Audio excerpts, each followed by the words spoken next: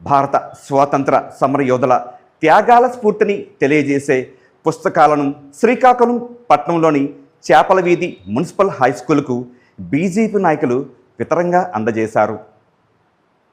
ఆజాదీగా అమృత్ భారతదేశం స్వర్ణోత్సవం సందర్భంగా ఆనాటి కార్యక్రమంలో భాగంగా ఈనాడు దినపత్రికలో వచ్చిన రోజువారీ ఆర్టికల్స్ను పుస్తక రూపంలో తయారు చేసి శ్రీకాకుళం మున్సిపల్ కార్పొరేషన్ పరిధిలో మున్సిపల్ గర్ల్స్ హై స్కూల్ చేపల వీధిలో శుక్రవారం స్కూల్ ప్రధానోపాధ్యాయులతో పాటు తదితర ఉపాధ్యాయులు విద్యార్థుల సమక్షంలో ఆజాదీ కా భారత్ అమృత స్వతంత్ర సర్వోన్నత పుస్తకాలను అందించారు.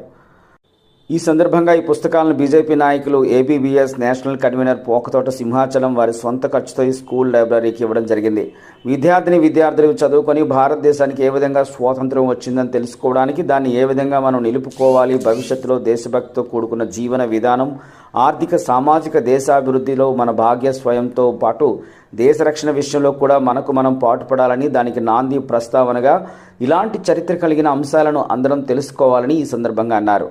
ఆంధ్రప్రదేశ్ రాష్ట్ర TDP general secretary SC cell విభాగం ఈనాడు పేపర్స్లో వచ్చిన ఆర్టికల్స్ను సేకరించిన రమణ మాదిగ ఈ కార్యక్రమంలో మాట్లాడుతూ, మంచి చదువుతో పాటు పిల్లల తల్లిదండ్రులకు, టీచర్స్కు గౌరవం ఇస్తూ దేశభక్తితో ఉంటూ సింధూర్ లాంటి సమస్యలు వచ్చినప్పుడు దేశభక్తితో పాటు ఆనాటి స్వాతంత్ర సమర సంఘటనలను గుర్తు చేసుకుంటూ దేశ అభివృద్ధి, సంక్షేమ, రక్షణలతో పాటు మిగిలిన అంశాలలో మంచిగా ఉండడానికి విద్యార్థి దశ నుంచే నేర్చుకోవాలని రమణ మాదిగ కోరారు.